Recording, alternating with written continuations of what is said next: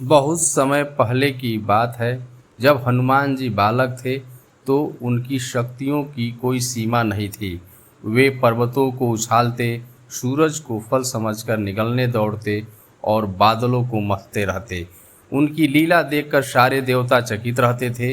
इन्हीं दिनों एक दिन पवन देव, जो हनुमान के पिता थे, चिंतित हो उठे। वे चाहते थे कि उनके पुत्र की शक्ति का सही उपयोग हो और वह अपने अहंकार में न बह जाए।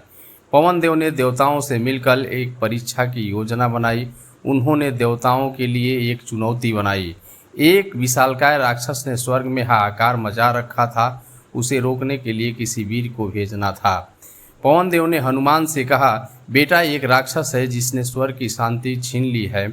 क्या तुम उसे हरा कर आ सकते हो? हनुमान जी ने हंसते हुए कहा, पिताजी, ये कोई कठिन कार्य नहीं है। मैं उसे पकड़ लाता हूँ। और वे हवा में तेज गति से उड़ गए। जैसे ही हनुमान जी उस राक्षस के पास पहुँचे, उन्होंने देखा कि वह कोई साधारण राक्षस नहीं बल्कि एक माया राक्षस है। वह बार बार रूप बदलता और गायब हो जाता। हनुमान को क्रोध आया और उन्होंने अपना आकार बढ़ाकर राक्षस को ललकारा। लेकिन राक्षस ने चालाकी से हनुमान को एक भ्रम में डाल दिया। वह एक वृद्ध साधु का रूप धरकर कहने लगा, हे बालक, मैं तो तपस्वी हूँ, क्यों मुझे कष्ट दे रहे हो? हनुमान रुके।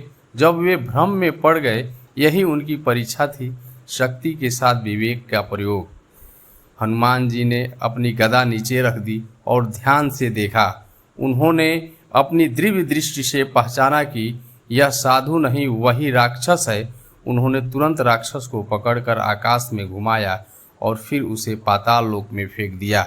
देवताओं ने हनुमान की इस परीक्षा में सफलता पर प्रसन्न होकर आशीर्वाद दिया। पवन देव ने कहा, बेटा, शक्ति महान है, परंतु उससे भी बड़ा है विवेक। तुम्हारी विजय इसलिए हुई क्योंकि तुमने बल के साथ बुद्धि का प्रयोग किया। हनुमान मुस्कुराए। उन्होंने प्रण किया कि वे अपने जीवन की शक्तियों का उपयोग सदैव धर्म और सेवा के लिए करेंगे।